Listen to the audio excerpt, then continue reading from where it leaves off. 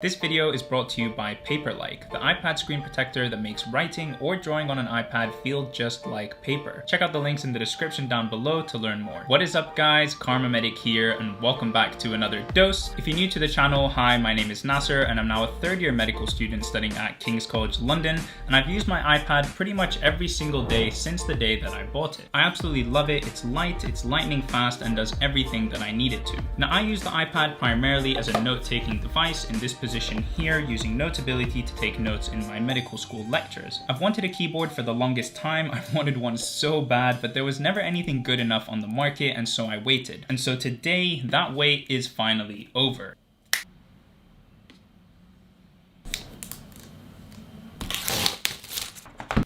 Things we don't need. So, this is it. This is the new Apple Magic Keyboard. So in today's video, I'm going to show you and demonstrate to you everything you need to know about the Apple Magic Keyboard so that you can decide if you want to purchase one for yourself. The first thing that I want to comment on is this magnetic snapping into place. It is very sturdy. I wouldn't be worried about my iPad falling out or anything, even with a lot of shaking. The second thing that I noticed is that this is decently heavy. It's not quite as light as the iPad by itself or the iPad in the Smart Folio case that I had before. In fact, the case feels almost as heavy as the iPad itself. I'd say the iPad is still a little bit heavier in weight, but I'd say they're pretty close. And just for comparison, I've got my 13-inch MacBook Pro over here, and comparing the two, the MacBook Pro is definitely heavier, but not by much. They're fairly similar if I'm honest. As far as the thickness of the iPad with this new keyboard, in case anyone is wondering, now the keyboard itself has two hinges on it. There's the main one down at the bottom over here, which also has a convenient USB-C pass-through in order to charge the device while it's in the keyboard case. And then at the top, there's a second hinge which allows you to change the iPad to different viewing angles. Now let's move on to talking about every aspect of this thing. All right, let's start by talking about the keyboard. So I'm going to open up my note-taking app of choice, Notability.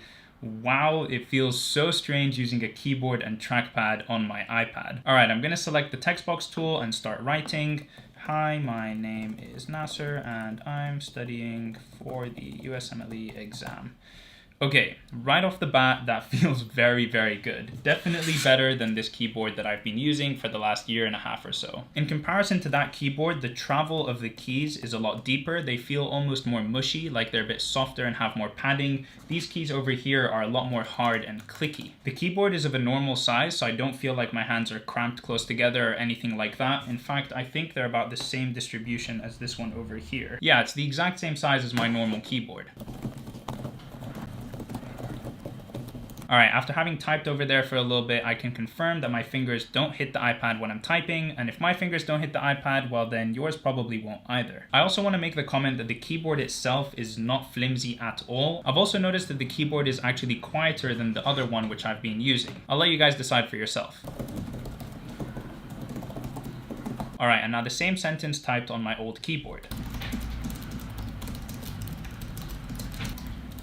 Alright, now let's move on to talk about the comfort of this keyboard case on the iPad in different situations. So sitting down at a desk like this, I can definitely say that the viewing angles are more than enough, even for someone like me who's quite tall and might need the iPad tilted back as far as it possibly goes, which is something that I cannot say about the previous keyboard for the iPad. Those viewing angles were always a bit too shallow, something like this, and they never provided me with enough of a tilt to feel comfortable when sitting down and typing. Now, as far as sitting down on a chair goes, maybe you're a student in a large lecture hall and you don't have anywhere to set your iPad down. I personally own the 12.9-inch iPad, and I will say it's definitely big enough to put down on your lap and not feel that you have to put your knees really close together in order to prevent it from falling down through the gap. However, what I will comment on is that the iPad is definitely top heavy. And what I mean by that is that the majority of the weight of the iPad is over here. It's where the screen is, not down here where the keyboard is, as you would see in a traditional laptop. Now, when you're sitting down on a flat surface like a table, this isn't as much of a problem. You'll see that I have to push the iPad quite far back before it starts to fall.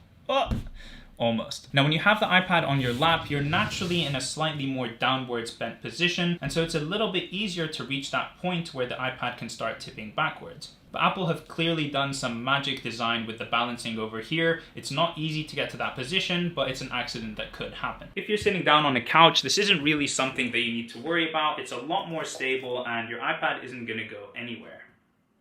Laying down in bed, if I'm quite honest, I never use my iPad like this. It's mostly a productivity machine for me. For the few times that I've used my iPad in bed, it's been quite uncomfortable because there's nothing to rest it against, there's nothing to hold it in place. I kind of just have to hold it like this the whole time. So now that I have this case, I imagine I'm going to be using it a lot more because I can angle it however I want.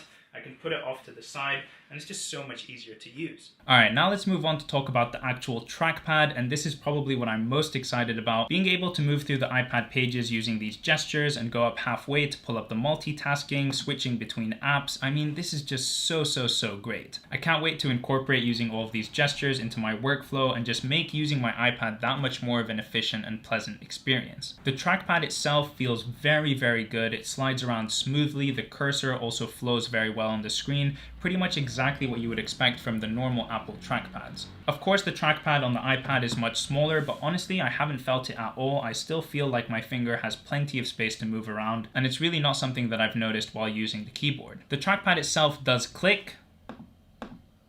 I personally don't click to select things, I just tap on the touchpad, and it's good to know that you can do both over here. As you can see, when moving the cursor around the screen, it automatically clicks. It like sort of gets sucked into the next app or the next box that you might want to use, and I actually really like this. It's extremely convenient. Funnily enough, the YouTube app hasn't updated to take advantage of this feature, but I'm sure they will in the future. I find it's very smooth and intuitive. I thought it was going to be quite annoying, but not at all. Now, before I move on to talk about how the Apple Pencil integrates into this keyboard case, I want to give a quick shout out to the sponsor of today's video, Paperlike. Now, Paperlike, besides being an actual screen protector that protects your iPad from any scratches or damage that it might take, which also helps prevent those oily fingerprints from showing up on your iPad after you've been touching and using it all day, it actually makes writing or drawing on the iPad feel just like paper, which is something that I found very important in my transition from using pen and paper to going completely paperless and digital in my life. Another great thing about the Paperlike screen protector is that it adds just enough grip so that you don't feel like you're writing on a slippery slab of glass when you're taking notes on the iPad. I'm telling you, it makes it feel just that little bit more like writing on paper. It's something that I write on every single day, it's something that I use every single day, and now that I've used it, I can't imagine taking notes on my iPad without it. If you guys want to learn more about the iPad screen protector, you can check out the links in the description down below. Now, since writing on the iPad with the Apple Pencil is something that's very important to me, I want to be able to do that using this keyboard case. So let me put it back on real quick. Now, the first thing that I'm very happy to see is that there's a place to keep my Apple Pencil. That's great. But something very important to know is how easy and comfortable is it to write in this position? Because in an ideal world, I could go from writing a script or a document or an essay using the keyboard and then also using the pencil to write handwritten notes. That would be perfect. If I move this as close to me as possible and I tilt it as far back as possible and start writing, not gonna lie, this definitely is not convenient, which is actually what I expected having looked at this keyboard online and everything like that, but I was kind of hoping that I could tilt this in a way or put it in a position that would make it useful for writing. Oh. Can I press down? Okay, not so much. Okay, so this position very much mimics the writing position that I had using the Smart Folio case, which was something like this. Very similar, right? All right, now if I start writing, let's see what happens. All right, so I very quickly discovered that if you write on the top half of the screen, the weight of your hand is enough to push the keyboard down and out of that convenient writing position. However, if I can just hold it in place, I think it will stay, no? If I place my hand over here, which is where I would naturally rest my hand anyway when sitting down and taking notes with my iPad, I can write towards the top of the screen and it doesn't collapse. So clearly the keyboard case wasn't designed with writing using the Apple Pencil in mind, but having the iPad in this strange backwards upside down configuration is sort of like a temporary fix if you have the keyboard case on you and need to take a small amount of notes. I definitely wouldn't say you can take notes like this for hours on end. So unfortunately, not quite the ideal world that I was hoping for, where I could type notes on a keyboard and then take out the Apple Pencil and start writing down handwritten notes like that. Now, if you're going to take notes using the Apple Pencil in this position over here, you will notice that there is quite a bit of a wobble when you're writing down your notes, and I certainly would not be able to write down any kind of lengthy, complicated notes like you see on the screen here if I was using the iPad in this position. All right, now let's talk about the gestures that you can use on the trackpad in order to navigate through your iPad. First things first, if you want to reach the multitasking menu, you take 3 fingers and move them up, but take a slight pause in the middle, and that's what brings up the multitasking page. You can move left and right through this page by swiping with 2 fingers, just like this, and if you want to select any of these, these, of course, you can just click right on it. If you want to go to the home screen from any open application, you take 3 fingers and swipe up. And if you want to switch through your open applications, you can take 3 fingers and just swipe left or right. If you want to open hovering applications, you can take your mouse and move it to the far right of the screen and then push right again. You can also swipe through the open multitasking applications that you have here using your 3 fingers moving left and right. And then if you want to close that, you can just go to the top here and drag that over to the side of the screen. Another convenient thing you can do is open Command Tab, which opens up all the apps like this, and then you can use Command Q to quit those apps and close them. All right, and I think that's about everything that I wanted to talk about with the new Apple Magic Keyboard. If there's anything I forgot to mention or anything you'd like to ask me that wasn't in this video, please do let me know in a comment down below. My overall impressions with the iPad Magic Keyboard case is that if you use a keyboard for your iPad, then this is the one to get. If you're someone who does a lot of typing in their day, for example, if you're a university student or you have lots of essays to write, you do research on your iPad, maybe you write video scripts for YouTube videos on your iPad and you need a keyboard, then this is the one to get. All right, guys, and that is it for me for this video. I really hope that you enjoyed it. And if you did, please do leave me a like on this video and subscribe to my channel to see more content from me in the future. Hope you're having a wonderful day and I will see you in the next one. Peace.